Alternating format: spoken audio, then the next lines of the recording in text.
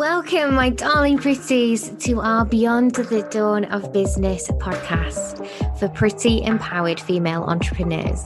It's time to step into your power, pretties. Lift each other, support the squad, and choose a life filled with the autonomy and freedom to live your dreams. I'm your host, Dawn Beth, owner and founder of Beyond the Dawn digital business brand and agency. My coffee is hot and my eyelashes are on, so we are ready to go.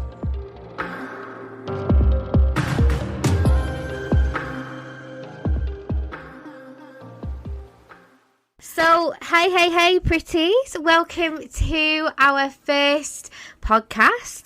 I'm here with the beautiful, my reigning queen, Dani, from I Am the Queen Bee, Dani Wallace. Welcome. Thank you so much for having me. Dawny, am I your first guest ever? You are my first ever guest. You are launch guest numero uno, my number one. So I'm so grateful. Well, I'm made up to be part of your inaugural episode of this podcast because I know that this is going to be such a sought-after podcast. I am pleased that I got in there first before you get massively oversubscribed. I'm really excited about it. It's one of those things that it's been in the back of my mind now for possibly 18 months, definitely 12 months. And I get asked about it all the time. Dawny, why don't you do this? Dawny, why are you not, getting out to that audience? Why are we not talking about these things in discussions? And it just seemed like the right time. And the answer to that, the reason why it hasn't happened previously is schedule. And As a busy bee yourself, you know all about that, right? Your girl knows a little bit about being a busy bee. That is not incorrect. In fact, the fact that we've managed to find the time to get together today to do this is almost an absolute miracle. I think it's like a sign from the universe that it was meant to take place. Like for anybody that's like a little bit woo out there, when the stars align, the stars definitely align. They have aligned for us today because my schedule and your schedule is insane. Just bonkers. And just for people who don't know who we are yet, if this is the first time you've come across us, me and Dani, we're just two northern birds that actually come from quite humble beginnings. And I think it's fair to say that we're quite successful entrepreneurial women these days, Dani. I think it would be more than fair to say, and I think it's definitely something that when you get there, we've got to own. You've got to own the fact, isn't it? And it's a difficult thing for lots of us to do, kind of when we get there, is to say, hey, did you know I'm a successful entrepreneur? Like, Stop it. Yeah, you are. I know. And sometimes I find it a bit difficult to admit that.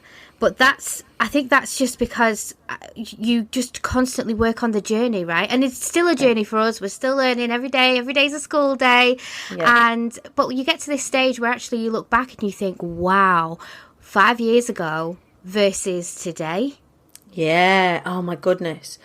I don't even recognise the person that I was 5 years ago, let alone the business that I have or the life that I lead or the people that I get to talk to. If I look where I was 5 years ago, I was gigging sometimes 8 times a weekend just to keep food on the table and keep my rent paid. Yeah. And what I've always loved about you, Dani, is obviously you're an incredibly inclusive, warm and wonderful person. You know I adore you. But I always felt like I resonated with you because we have come from the same area of the UK. We've seen the same difficulties and struggles that people around here, you don't talk to many six-figure or six-figure plus entrepreneurs in our local space. And I would dare say that a lot of our entrepreneurial friends and contacts that we're in contact with all the time, they're more London way, they're more Essex way or now for both of us actually globally. And that's not to say that people can't achieve that. What I love about our vibe and where we align is that we are that perfect example that you can achieve that level of success regardless of where you come from or where you start.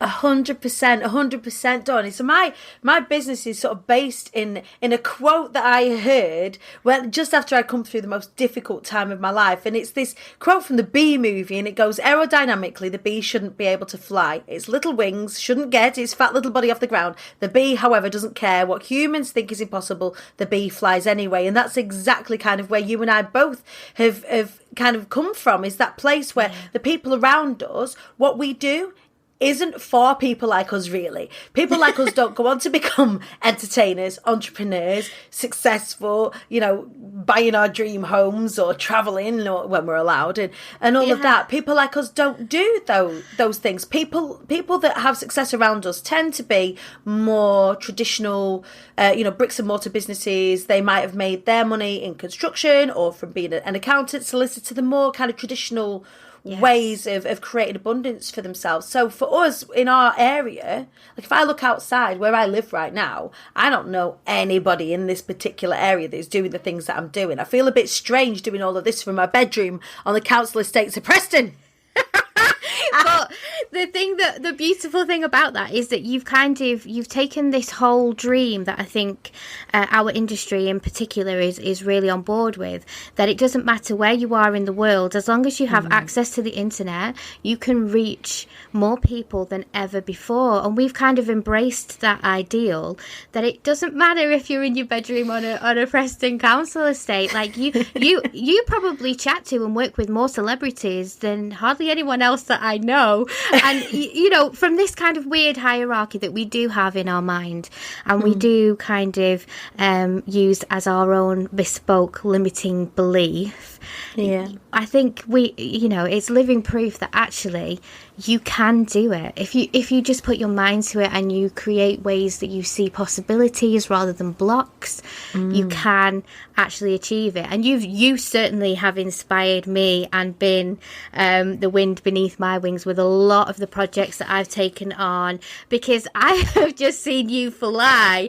And of course that relatability, I'm thinking, well, I feel like me and Dani are cut from the same cloth, so I can give it a go. I can do it too. And I'm not going to say in the world of entrepreneurialism that every single day has been sunshine and roses, because I do believe absolutely not. It's like a tangled web of experiences, but on the whole, it's been just so fruitful and enjoyable and rewarding. Yeah, I think it's that ownership, I think, Dani, of owning your genius and your joy space in tandem with each other. So regardless of where I come from and regardless of how I grew up, I have a very astute business mind. I'm incredibly good on stage and I'm really good at teaching people. Those three things mixed together are a perfect storm, especially when, one of the things that I realised that I needed to do was surround myself with the people that I aspire to be like. So if I had allowed myself to stay where I was, where I grew up in my head as well as physically, it would have been much more difficult for me to have created the trajectory that I have. It's really important when you are in growth to go and seek the people that have achieved the things that you want to achieve. For the most part, success leaves clues. So, lots of the people that we are associated with are all on this trajectory. And there's this, this saying where if you surround yourself with 5 millionaires, you will be the 6th. If you surround yourself with 5 positive people, you will be the 6th. And that's got to be said in the reverse. If you surround yourself with 5 people that are not forward thinking, guess what? You're going to be the 6th. So when you take all of your zones of genius and your joy space and you create a product of services or suites of products and services that really work, then surround yourself with the people that are leaving clues. I've got some incredible mentors, as have you, that have left the clues because kind, good people do. Survivors serve often. People that have overcome adversities often reach a hand behind and say, here, you don't have to struggle. It's okay. I figured this thing out. Like, come see. Let's fast track you through that. Yeah. Right? And that's what we now do for the people that we serve. Yes. And it's this beautiful place of growth from this really incredible joy and heart space, a genius space. And it doesn't matter then where we are physically. That everything else tends to happen around us when you take that, intentional action. I love that, and I love the way that you describe it as being like your joy and your genius, and those being combined. I always use that line from Taken that Liam Neeson says, which is, "I have a unique, set of skills." I'm not an assassin. I'm not an assassin, but all of the jobs that I've had, all of the corporate head offices I've been involved in, even the really crummy jobs, Dani, like even down, being on the front on the chip shop and being in the steakhouse and being in the, sorry, I was going to say something quite disparaging then, being in the lower end Blackpool hotels as chambermaid and stuff like that. But all of those different things that I've done throughout that time, especially the things that were customer facing, they did teach me something. They gave me something. Yeah. And I think it was only when I got into my 30s and I for one reason or another wasn't fulfilling my dreams. I felt like I was being a bit overlooked, a little bit underestimated, that I realised that actually all of these different bespoke qualities and experiences and skills, and some of them are learned and some of them are definitely generational, that I gained from my dad, because my dad was just... he was just the most charming, wonderful man, and I got a lot of great stuff from him, from genetics. And, it's just a case of thinking, like, you bundle that together and that actually is different to what somebody else has to offer. That was a massive revelation to me. I just thought all of these things came so easily to everybody, right, that I was just the same as everybody else, and almost that rat race kind of mentality that everybody starts on a even keel and you just have to work and work and work to get. And actually, I think when you think about yourself as a person, you think about what you want to do, your joy, what fills you with passion, and then what you're actually good at, you are entirely different, completely unique to somebody else. And yeah, you're totally right. One of the things that I didn't expect to come out of this whole entrepreneurial journey was having this amazing community of wonderful, heart-centered, kind businesswomen who are not willing to let me sit in the mud for 2 or 3 years, learn everything the difficult way, that are actually there to say, okay, I've been through this, I know how to do this, come on board, Chucker, we're going to get you there faster. And then for us to be a couple of years in, 5 years in for me, to be turning around and saying, okay, come in, Chucker, because I've been through that, and do that for other women. It's like, it's this just whole beautiful circle of events, and I can't call it work. I find it really difficult to call it work. It's interesting, isn't it? Like, Dani, if we look at our calendar right now, what we're doing is scheduled as work. Now, I don't feel like I'm at work. Do you feel like you're at work right now? No, I never feel like I'm at work when I'm with you. But this is, I look at the things that I do within my business. So I am very, very fortunate that a huge part of my business is to just, kind of rock up and be myself on social media, but to provide a platform for people. So getting out of bed in the morning to do, for me, the Show Up, Rise Up show, which is my fake telly show on Facebook, ensuring certain hope that one day someone will put me on the television. It's wonderful. I love it. I love it. I'm probably your biggest fan. I love it. Every single time on YouTube when you get the additional views, that's me. I get out of bed in the morning looking forward to doing. That's my first piece of work of the day, is that I get to hang out with all of my favourite people. I get to meet new people every day. I get to help them share their stories. And then from there, I get to move into my client work. And my client work is helping people find their voices and share what it is that they're good at. Come on now, that's not work. That's don't get me wrong, that's sharing expertise and sharing the things that I've learned and sharing genius. But that doesn't feel like work in the sense that, I remember going into work. I remember getting the Sunday night feeling about the Monday morning on a Friday when I used to leave work. Yeah, like 5:30. You get from 3:00 on the Friday, you get that kind of, oh, it's Friday, I've got the weekend. And then as soon as you've left the building, it's just a clock down back ticking. To Monday. Yeah, I remember it well. And so then you're wishing the week away to get to those couple of hours on a Friday, and then you're dreading the time passing of the weekend. And that was something that I was still quite difficult to break out of, was still quite difficult. That when I decided that I was going to work for myself, the plunge to take myself out of that that wishing of time away was really alien. But once I got my head around it, my God, was it freeing. Yeah, I mean, I don't even see time that same way anymore. And I was introduced to the idea of autonomy around 2016. There was a leader that I was in contact with in my current career at that time. And I was exposed to this kind of idea of the autonomy and freedom of your own lifestyle. And of course, you know me, I was like, this is wonderful. Everyone should have this. And as it happened, it didn't actually come into fruition at that time in that space, but the seed was set in me. And somewhere down the line, obviously, when I made the decision to go all in on my own stuff, which was a long time coming, it was still there and it was just waiting for me. The freedom of time. So, I mean, I understand that. And I got that same feeling when we were on our way back last year from Spain after completely skipping lockdown 2.0. I outlived vicariously through you for a couple of months. I was so glad that you was in Spain so I could see Spain through you at that particular point in time, because they were dark days. Yeah, well, thank you. And I'm sorry that they were dark days. I mean, the funny thing about that is... No, you're not.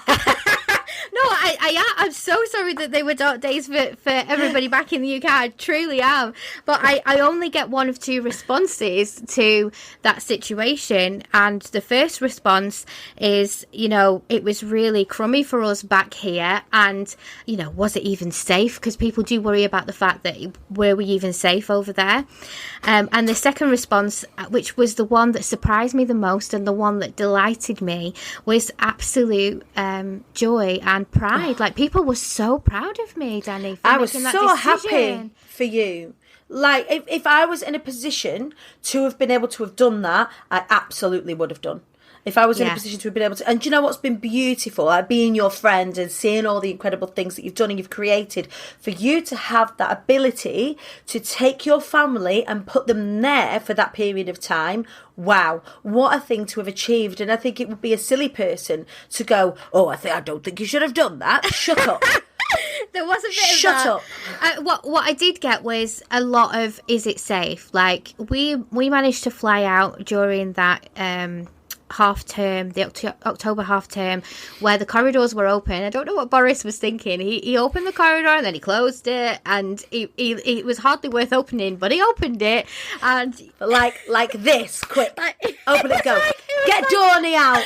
It was like, in the films when the door is closing and they just manage to get underneath, like in a James Bond movie, and they just skim under before it closes. That was you sliding with your suitcases just underneath. Can you imagine? And we were only going for a week, and I think... we got to the Thursday and there was just that feeling, like what you were saying, that feeling, that Monday morning feeling, and both me and my husband here, I think it'd taken us a few days to kind of unfurl, and then the idea that it was time to go back already, we were like, no, we can squeeze another week out of this, and then when we made that decision, and then we made that decision, we were just going to squeeze another week. We sat in the hotel and watched the flight that we should have been on fly over our heads and take people home, and then he locked everything back down. So that was us until December. I mean, it was very difficult to get flights and things. It was very difficult, but I met a guy on a beach out there, this lovely older couple. We were on this little bay, and again, I think we were on close to the days that we should have been on our way for going home. And you'll love this, Dani, because I totally underestimated this guy. He asked us what we did for a living. So Ian explained that he was a painter and decorator in construction, and he said, all right. And he said, and what do you do? And I gave him this look and I was like, oh, well, I am an agency owner and a social media coach and actually a business coach. Like, I'm a digital business coach. And I gave him that look like, you probably won't understand. It's like a new thing. And he just looked at me all tanned, relaxed, like the most relaxed dude you've ever seen, and said, I'm here for him. Yeah, it was wonderful. He was like, yeah. When I was back in the UK, I was a life coach for 20 years. And he was like, and my wife still is. She does everything just over Zoom. And like this woman just got out of the sea. And I thought, damn, this isn't a new idea. Yeah, this isn't a new idea. I'm sat here like, oh yeah, I'm a digital business guy. Oh, you won't understand. You're outside of the generation that would get this. No, man, I was wrong. I was totally wrong. And he said to me, we're the ones that are slow on the uptake. Yeah, and he says to me, we think Boris is just going to shut everything down, so we're just going to stay out here for another couple of months, leave it until Christmas time, see how it is, and just jump on a flight. And I honestly think that conversation kind of made me go, it's that easy, Dawn. That's the bit. Like I said, if we did, so we've got 2 dogs, and at the time, there was just no way that we could have like left them. There was no one to leave them with and all of that kind of business. If we didn't have the dogs, I absolutely 100%, as soon as we were able, would have got a flight with the kids out and just do what you did and say, hey, do you know what? Our bills are paid. We've got money coming in. I can still work. There's nothing stopping me from working. As like you say, as long as you've got an internet connection and you've got your resources with you that you need and they're online and accessible, then why not? Yeah. Why not? Yeah, I did it and I proved it to myself it was possible.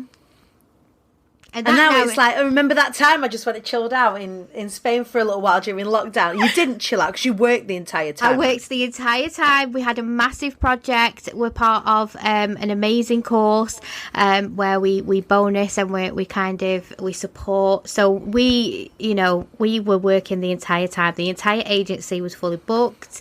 And I had to go and buy a Spanish laptop. And if you'd have seen me on day one with that Spanish laptop, you would not have thought that it was a good experience or that I was in paradise. We spent a lot of money on tech because I didn't take my laptop. Because if I take my laptop on holiday, the urge to work is too strong.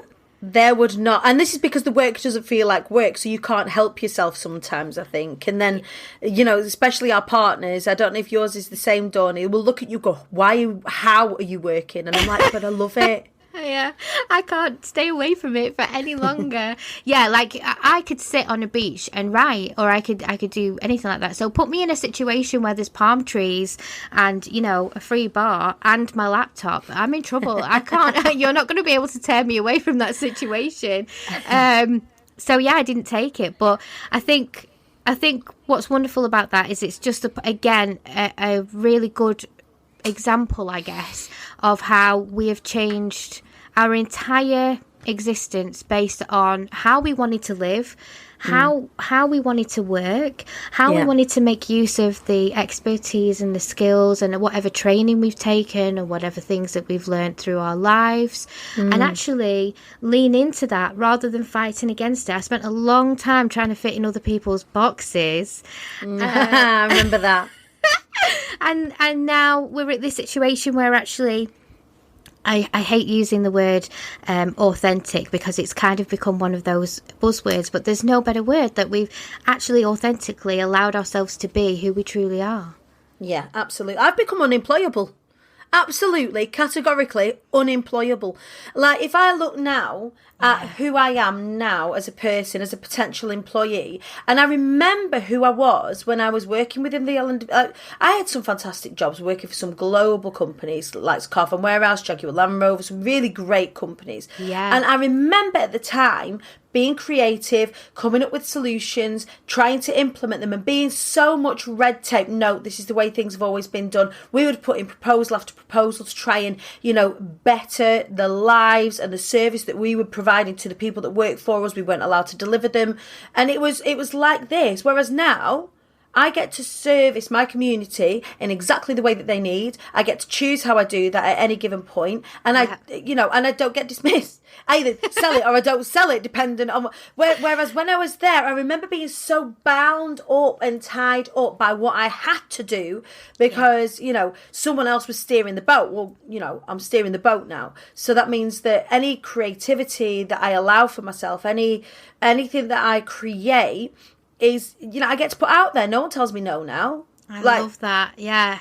I love that. One of the first things, my first business was called Pretty Home Prints, and I don't know if you know this about me, but it was home decor and t-shirts and merch and things. And one of the first t-shirts I made, it just had a little emblem on the left-hand side, really quite demure, and it just said, "They told me no." And that for me was like a powerful statement of, actually, you cannot hold me back. And I didn't realise that at the time. I actually was walking around saying, hold me back, give me that promotion and I'll fit that box.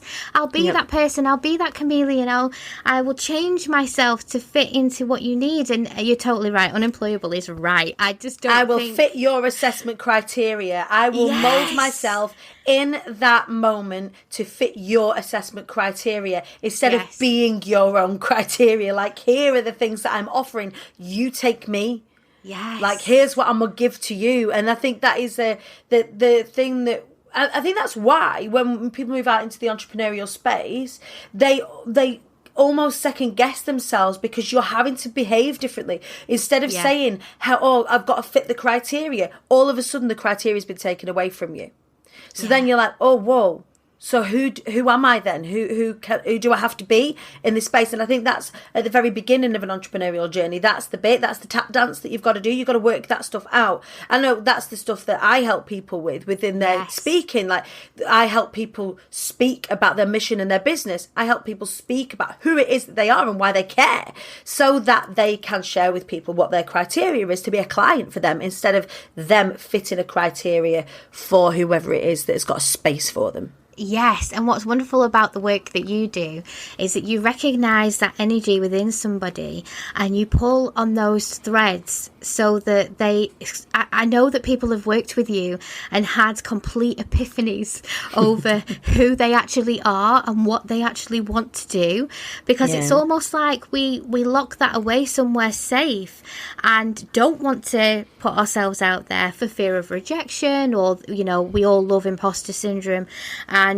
we all deal with that at some point, and we get scared of actually being visible and putting our real selves out there, whether that's to do with previous traumas or whether it's to do with those fears of rejection. But you're really good at recognizing somebody's kind of internal potential and giving them that safe space, that wonderful place where they can actually step into that person, step into the person that they were probably always going to be, but might have held themselves back had they not have met you and had that great experience, right? That is honestly one of the most beautiful things somebody said to me, because that actually is what I want to do for people. So the fact that I know people that I've worked with, and well, I know people that I've worked with them, but to see that journey, because when people come and see me, they go, oh, I want to construct a TEDx, or I want to do a talk. Or actually, when you're working on the articulation of what it is that you're doing, when you're working with words, when you're working with how to externally express all of that stuff that you've got inside I have to be able to see that. That's the bit, that's the magic is, as part of that process, is for that person to come to me and say, hey, here's the change that I want to be in the world. And for me to say, what, do you need some permission? Like, because you can. Right, okay, so now you've got permission, let's get some work done. And sometimes it's that permission. It's that for somebody to say, hey, I see it too. Let's paint the picture together then. Let's help everybody else believe it just as much as I believe it in you, as much as you believe it in yourself. Let's help other people believe it by painting the pictures. And that's what the work is. That's really what the work is. And I see this time and time again with all of my clients, my stages at Be Inspired, which is an event that I run. It's just brilliant to see those people that have come through things like the masterminds that I run stand on that stage and just say, hey, I now have arrived. It's like their coming out party. Yes. And they just stepping into whatever it is they're hanging their hat on. And I'm lucky, I get to work with everybody from dog trainers to celebrities and everybody in between. It's crackers. Like the spread of people and the variety of people, from people starting out in business all the way to multiple 7-figure earners. I'm so lucky. But each time I see them walk out onto their stage with something that they have constructed in our time working together, they're really putting their flag in the floor. And to see them just open up in that space and say, hey, I've arrived, I'm like, yes, that's why I do what I do. I know, I love it. I love it. And you have this wonderful infectious energy that I feel like you just kind of lift everybody around you, which I think is so vital to that kind of work. And you said something really interesting there, like people come to you because they want to do a TED Talk, or they want to be more confident speaking live on Facebook and Instagram, or whatever it is that they initially come to you for. It might not actually be what they come away with. And that is the exact same thing for me. Like, people come to me and they're like, Dani, what do I post on Facebook? That's never what we end up covering. Nope. It's never what we end up covering, because actually the things that you should be posting on Facebook, you actually can't get to that stage where you're communicating effectively with the right people, your dream clients, the people who are your people, unless you actually understand all of the stuff you don't know yet. So we have to go right from the bottom, and we talk about, and don't get me wrong, like, there is tech and there is strategy and there's all this wonderful world of psychological selling and all of those things that I just love to kind of like pull on. But truthfully, it's a very similar thing. It's actually about figuring out what it is that we actually have here. And this is why it always leaks so nicely into the branding side of the agency, because the brand awareness, the brand voice is actually totally crucial to everything else. And then it just pulls on all of those really good threads for you to find out actually what it is we're trying to achieve here. But one of the things that I think is probably most notable for yourself and that energy and your clients, and what I really love, because I've created my own kind of mini ecosystem of my own in a similar way, is your communities. Oh man, I know your community works in a similar way, and there's mutual affection and appreciation for each of our communities, because you do attract the people that you are. Like, so, I show up every single day in kindness, in love, in respect, in wanting to lift up other people. People see that in me and are therefore attracted to me. And I have the IATQB Hive, which is that's my community, my group on Facebook. But actually, it's bigger than that. It's everybody bigger. Who I come across. It isn't just my free Facebook group in, where I sell stuff, or, it isn't that. It's everybody who I come across is sort of gathered up into whoever it is I'm connected with. Whoever sits in my little black book, they're all members of the IATQB community of the Hive, or Hive Mind. And there's this thing that bees do, Dani. I love it. It's called festooning. They're building, I've heard of this. I've been part of a festoon before. Right. So they do this thing when they're building something new. They link arms to show the other bees where to build to. And I think that's a beautiful concept, that we are stronger. We all do well when we all do well. Yes. And nobody gets left behind. And if we celebrate our successes and we celebrate our challenges, and that's what the network is all about, isn't necessarily about selling to each other. Selling happens by default. Selling happens when you build a relationship with somebody, and then you tell them about what it is that they do, and they believe you and they love you and they trust you and they'll buy from you. That's just a byproduct. But actually, the sharing successes and sharing challenges really humanizes you. And when you have a safe space in which to do that, magic happens, because that's when you have the people that have moved a little bit further along, like we were saying before, like the success leaving clues, reaches a hand out and says, hey, have you met this person would be really cool for you to connect with. Or if you're celebrating a success, for example, yesterday, Dani, I was in Forbes. Yes, I saw on Facebook. I know, and I love it. I'm laughing. I love it. I mean, I think it's one of those things, like just what we were saying earlier, that I look at that and I'm just like, well, yeah, of course Dani's in Forbes, but you were like, I'm in Forbes. I'm in Forbes, but not only that, it's for the most utterly ridiculous thing. So it's not even necessary. I'm not kind of going around wearing Still it. Counts. I featured it for. Still counts. It's still there. And it was for sharing a bit of information about like overcoming distractions, and the fact that I wear these absolutely ridiculous industrial builder's ear defenders when I'm trying to write something, because I'm auditory, I'm a singer. So music is really sort of distracting for me, because you'll know, you're a singer yourself. Yeah. So I can't be distracted by noise, because I'm looking for the rhythm in it, or I'm looking for the words, I'm listening to the words. Yeah. So I can't have music like playing whilst so I've got these ear defenders. And this journalist who picked it up was talking about distractions at work, and especially if you're homeschooling, and I'm talking about bloody ear defenders. That's how I'm in Forbes magazine. So Even though there are a million other things that I could be in Forbes for, the first time I'm in there, it's because I wear ridiculous ear defenders. So sharing that, I mean, it's a huge success, however we look at it. Massive just to be featured. Success. Massive but I get to go and share that.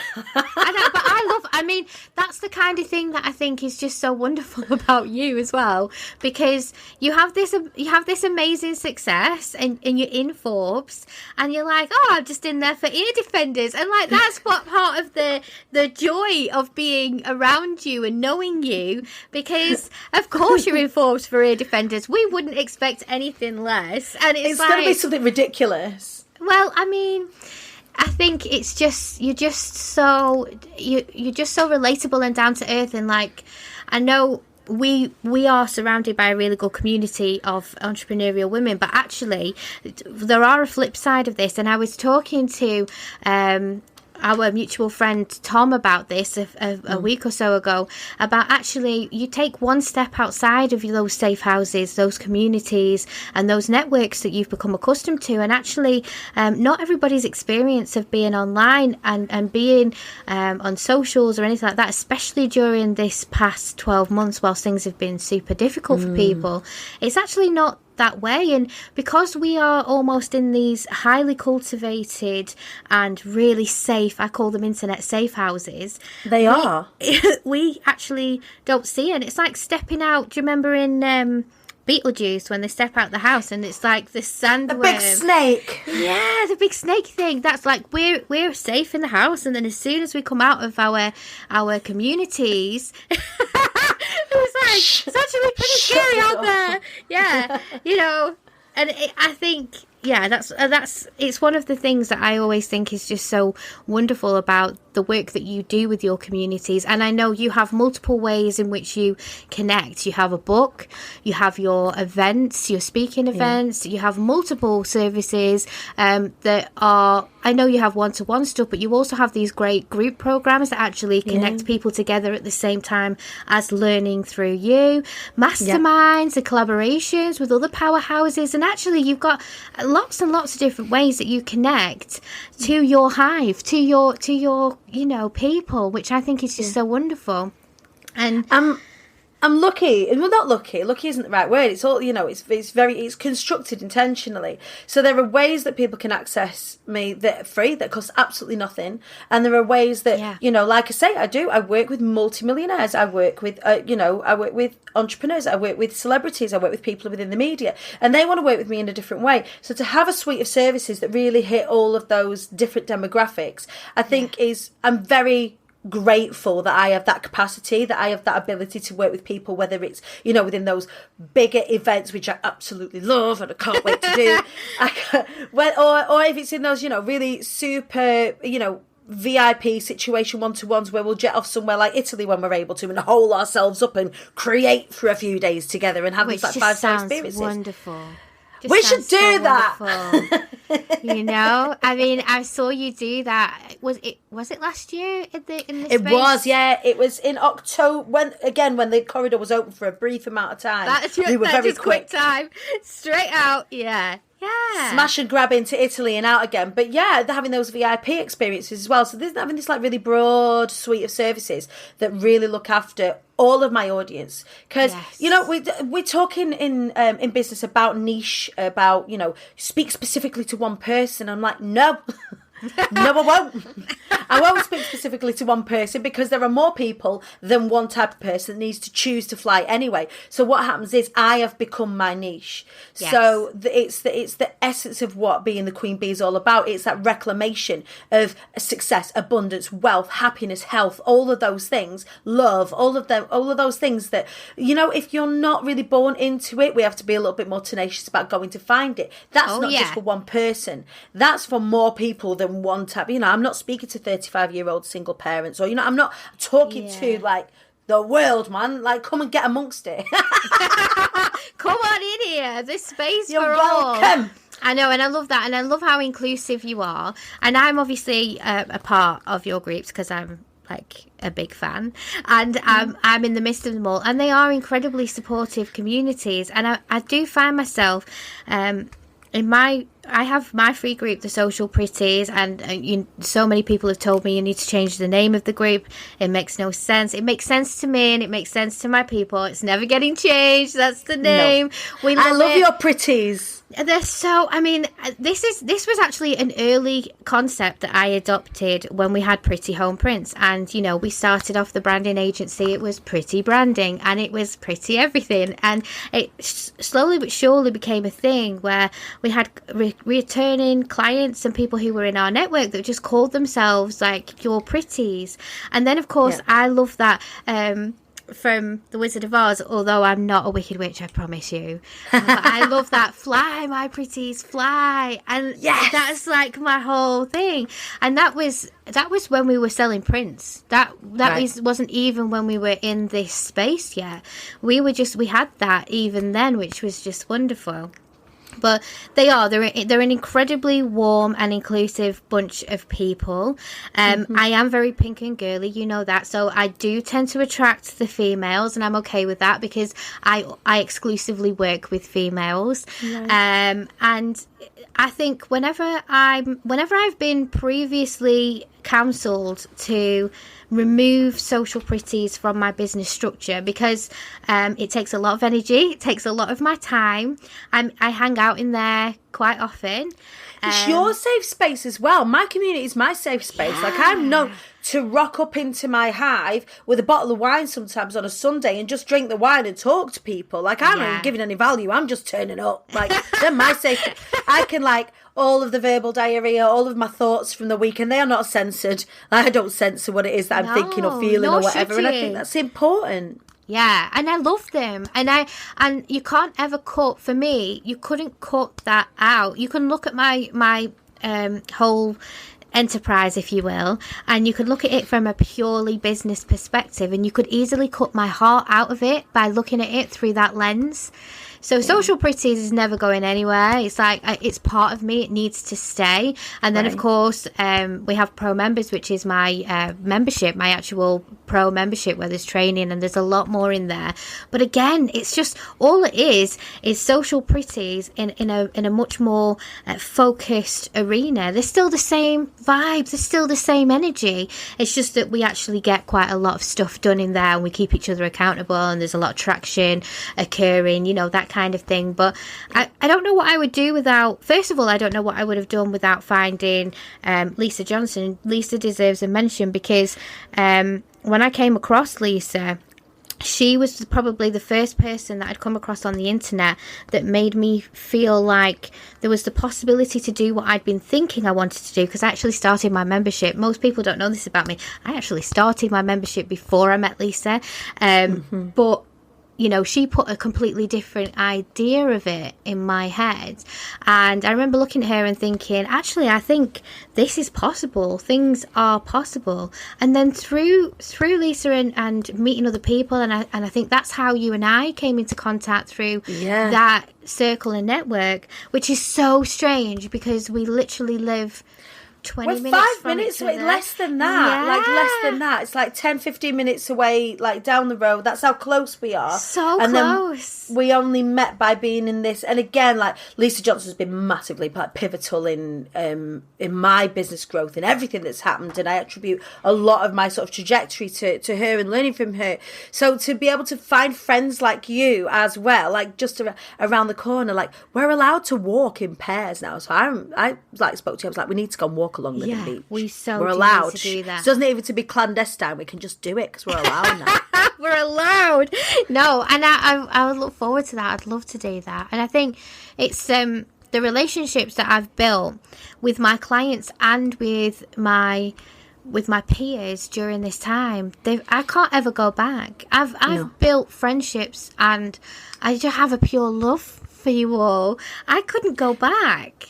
we become a business family, and I think this is well worth for anybody that's listening. Your immediate family will often, if you are moving into the entrepreneurial space or owning your own business, your immediate family may find it difficult to understand what it is that you've got to do and the sacrifices that you've got to make. And sometimes there's your business family will only understand that, like the hours that we work sometimes when we're pushing the stationary car trying to get everything moving. Absolutely. You know, I remember my mum would say, "Oh, you're doing too much." I'm like, "No, mum, I'm not doing enough. Like there are things that I have to do right now, and you've got to keep your eyes on the prize." And by surrounding yourself with the people that are working in the same way as you, they get it. They're like, and they get to call you out on your BS as well. So I know, like you, for example, you can tell you have this like intuitive way of knowing when things might not be tip top in Dani land, and I'll get a little message saying, "Hey, you need to like take your foot off the gas a little minute, give yourself a breathing space. Have you thought about yourself today? Have you?" And instead of like your family might just say, "Hey, stop." They also know that you can't just stop. You can't when you're moving in that direction, but also just to remind you that your self-care is important, and having those people that are looking in the same way, that know that self-care looks a little bit different when you're an entrepreneur than it does when you're in the muggle world. That's it. Yeah, it does. It's completely different. And I think the self-care thing is something that I've really struggled with, because I am either foot down, full going, or I'm not, and I find it really, really hard to, like, even just to stop and make myself a brew occasionally. A cup of tea, yeah. I find that so difficult, because the idea of having to walk away from the computer when there's still work to be done, there's still people to be helped, and I completely immerse myself in my clients, and, you know, I need to do that for this person, and that's bigger than me. So I'm going to sit here and I'm going to do it until it's done. And I've made it very, very open that although I work a smaller amount of hours now, and I have achieved that now, in year one, you could see me, and even actually, if I'm being honest, a couple of times whilst I've up-leveled the agency, because we hit capacity like a mofo. You did. You just exploded. Like it's mad, and it's wonderful. I'm not complaining. I always say this.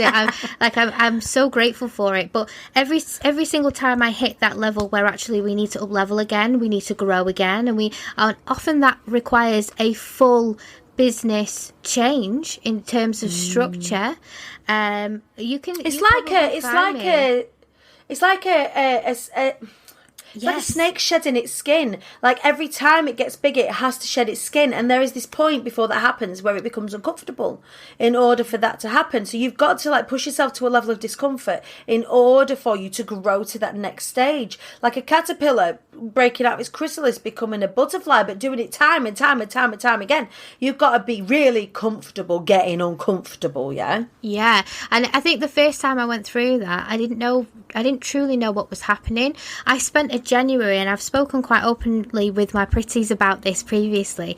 I spent a January in tears, and I was just working all of the time, and there was nothing really wrong. Everything was okay, and I felt a bit stretched in terms of like what my focus should be on, and we had a lot of onboarding calls, and I always find onboarding probably one of the hardest parts of business, and everybody wanted a piece of me. I had a Britney Spears moment. Everybody wanted a piece of me, and I just spent all of January kind of like, when I wasn't on calls, when I wasn't on, I was just processing, and then in February we had a 20 grand month, and that was probably the first time that we'd had great months before, but had everything land. I think it was like by the 10th of that month we'd hit this massive marker, and I was like, okay, we're getting there now. This is why.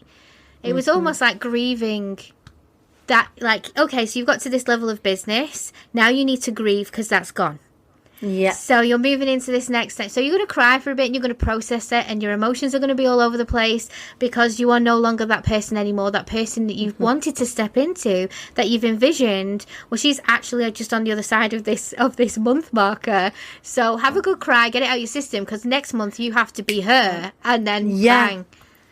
Core that, yes, exactly that. And when you allow yourself into that space, that because the you in that moment doesn't know success is safe, because it hasn't experienced that level of success yet. And that's the thing, that we're kind of training ourselves all the time, that this level of success is safe, this level of success is safe. Okay, when you find the safety there, what's the next level? And it isn't about sort of over seeking that next level of success, but actually when you're growing into it, when your expansion takes you there, there is this process that everybody goes. There's nobody I know that doesn't go through it, Dani, where they get really uncomfortable before they get comfortable, really uncomfortable. It's the dark comes just before the dawn, pardon the pun. Everyone says that to me. Yeah, it's always darkest before the dawn. Yeah. And just allowing yourself to say to yourself, success is safe. And that's often why we will sabotage ourselves. The reason why I wrote the book that I've written, and I'm so gobsmacked by how well this book has done. Oh my gosh, I love your books. My daughter loves your books. I think I told you, it's not appropriate for her age group, and I found that she is sneaky. She's a bit of a rebel, this one. And I love her. 11 years old, and she'd sneaked it. It was in the bathroom, to be fair. I'd been reading it in the bath, and she just snuck it, and she read the whole thing cover to cover, and then came to me and was like, I love this book and I love this woman. I was like, well, actually, this woman is ace, but she's actually Mummy's friend. You don't believe how much kudos that gave me for a week. I was so cool. It's interesting, though, that book did so well because I think it spoke to lots of people. I mean, it's called I Am the Queen Bee, How I Overcame Self-Sabotage to Fly Anyway. And it's about the things that we do when success becomes unsafe for us, when the next level becomes unsafe. And often what we do is we will often subconsciously get in our own way. We might always get ill when it comes to leveling up. We might become really emotional. We might fight it. We might, start picking fights. If we're talking about success in relationships, we might start to pick fights in our relationships because a successul relationship has never been safe for us. We've never experienced it, so we don't know what that looks like. So we start to sabotage these things. So I think that, the understanding that when that success is coming, that we will do things that will show resistance because we don't really know what the other side looks like. So it's got to be that mantra, success is safe, and get that plastered up everywhere. Yeah, and get to that stage where you're giving yourself permission to step into it and feel it and test it out before you've already disregarded it. Yeah, absolutely. And what's really fun for us is that, we want it. We visualize it. We decide we're going to go get it. And we're the type that when we make that decision, that actually is nothing really in our way, because anything that is a block, we know, even if we don't overcome it today, it's going to be overcome at some point. And if there's something stopping us from overcoming it, then we bridge that gap. We fill those gaps. Yeah, and it tends to be behind the eyes and between the ears that's stopping us. You don't even have to jump that far. Yeah, you can find that at home for sure. I mean, what I've always loved about the work that you do as well is that you have these multi-dimensional types of programs, and you've got a massive event coming up in April as well, haven't you? Oh, Dani. Oh, my. Do you know when we're saying about growth and when you're reaching those next levels, like my team know that when I go, it means that I've got... That's the moment. It means something big's happening. And we had one of those moments a couple of months back. So I have a mastermind that I run every year, or twice a year, where I teach speakers how to take to the stage, and then we also create an event together that creates them their assets. So it's great. It's dual-fold. One, my community get to be in a room with us all, and we get to celebrate our successes and network and do all those cool things. But also, my speakers get to take to the stage, and like we were saying before, really putting their flag in that they get to arrive and say, this is my message. This is what it is that I want to say to the world. So we were meant to do this in real life, not in September, but also again in February time. Normally that's when Be Inspired happens. But obviously because of the COVID situation, that wasn't able to go ahead. Now it got me thinking, like, how do I make this happen? So what I've done is I've hired a Dani because I don't do things by halves. No, you don't. You don't do things by halves. You do them right on. I have hired a TV studio to take my speakers to so that we can broadcast, so that instead, and there's been lots of summits that have been going on, lots of kind of Zoom things that have been happening and what have you over the past 12 months.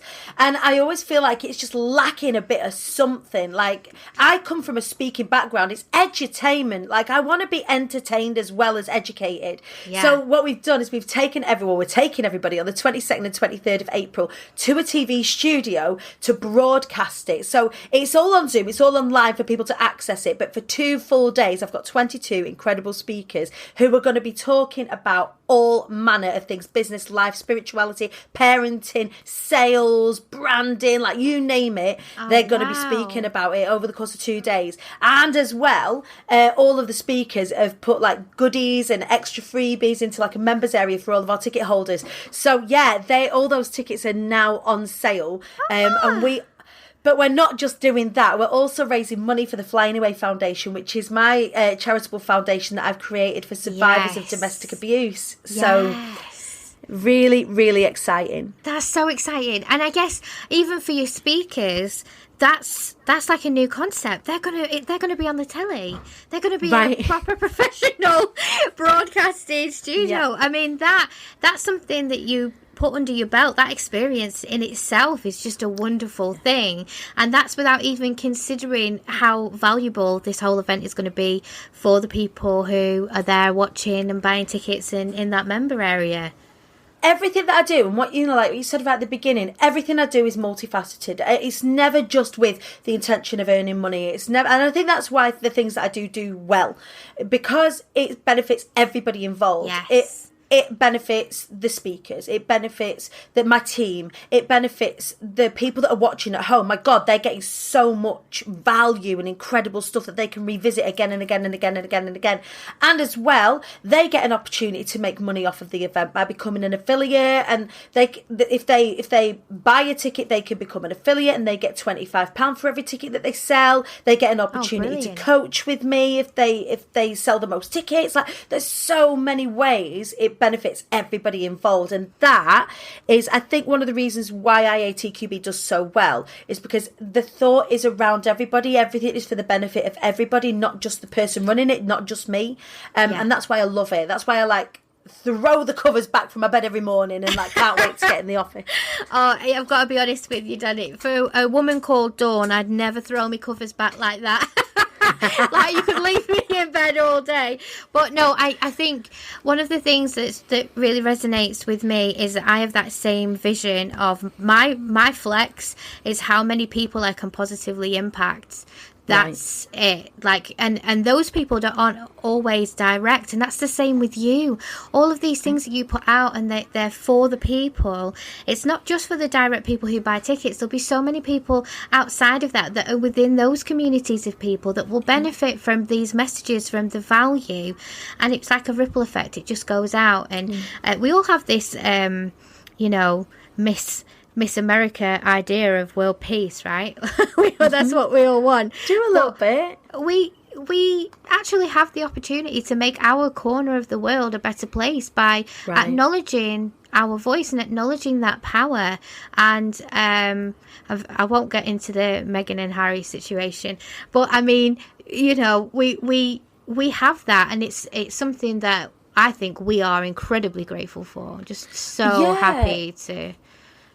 When you realise the power that you have as one person, and I don't mean power, I've got all the power. It's actually, people sit there in their homes and go, I can't do anything about this situation. So I'm a survivor of domestic abuse, I'm a survivor of homelessness, and it was always my intention that whenever I achieved any level of success, that I would create something that was going to assist in one way, shape or form. And the Flying Away Foundation is something that we've created off of the back. I have created off of the back of everything that I've been doing. It was always the vision. And that's going to help survivors of domestic abuse create independence for themselves by developing businesses. So there's lots of other sort of triage type services out there, but what about afterwards? What about after when people, and that's the change. Like, you think I could have sat and gone, I'll create a successful business, that's absolutely fine, but the change that I want to see in the world is if as many people I come across as possible realise they get to choose to fly anyway, that bees don't care what humans think is impossible. They just fly anyway. The more people that get that, we all do well. When we all do well, people start to wake up to the fact that it is in our hands, that our actions and our reactions will dictate our outcomes every single time, even when we are thrown the biggest of curveballs. I love that. I love that. Well, I'm going to leave it there. I think that's a perfect time for us to cut off. But I want, Dani, for you to just tell everybody, where can they find you? Where can they buy tickets to your event? Where should they go now to get more of Dani Wallace? So they need to go to Instagram is where they need to go to. And the reason they need to go to Instagram is that we are currently doing Operation Swipe Up. So every morning at 9:30 on the Queen Bee Dani page on Facebook, I have my show, the Show Up, Rise Up show, where I share. You've been on the show, haven't you, Dani? I've been on the show. You'll find me on the show. Oh, yeah. She'll be coming on the show again in the not too distant future to come and share everything you've been doing since we last spoke, because it was a while ago. But what I want to do, what I really want to do with my Instagram is for when people come on the show to share their inspirational stories, their fabulous businesses, is for me and my stories to be able to say, hey, my girl Dani has been on the show this morning, swipe up and you can go and see her thing. We can't do that without 10,000 followers. So we're on Operation Swipe Up on Instagram. So at the Queen Bee Dani, all the way across the socials, you can catch the show on at the Queen Bee Dani on Facebook. Go to Instagram, follow me at the Queen Bee Dani on Instagram, and you'll be able to get a ticket to be inspired, either if you DM me or Dani, or if you go to my link tree on Instagram, the link will be on there. Yay! Okay, that's wonderful. So we're on it now, pretties. The 10k swipe up. We're on it. We have to go and help the Queen Bee get to her 10k so that she can do that wonderful swipe up. And it is such a wonderful TV. I know you say it's like a little TV show, but we love it and we watch all the time. And I think what you actually did was you've created this kind of concept that everybody has that opportunity to get out there and be visible, and I love that. And it's such a valuable show, and you get to have the best of your guests, and you network with these amazing people, and it creates more community, it creates more of everything that we've spoken about today, and we just love it. So thank you so much for coming and being on my first ever podcast. Thank you for having me on your first ever podcast. It's so good. Dani, I love you. I'm so proud of you. Thank you for having me. I cannot wait to see you and give you a squish in real life when it is permittable. Yeah, me too. I can't wait. Thank you, darling. If you're loving our Pretty podcast, come on over to Social Pretties, our online safe house and sisterhood community. It's a safe space where female entrepreneurs connect and thrive in a warm, welcoming fold of pretty amazing women. You'll find an easy redirect in the description, and I can't wait to see you in there. And depending on where you're listening right now, we would love it if you would click subscribe or follow so that you can be the first to know when our new podcasts come out.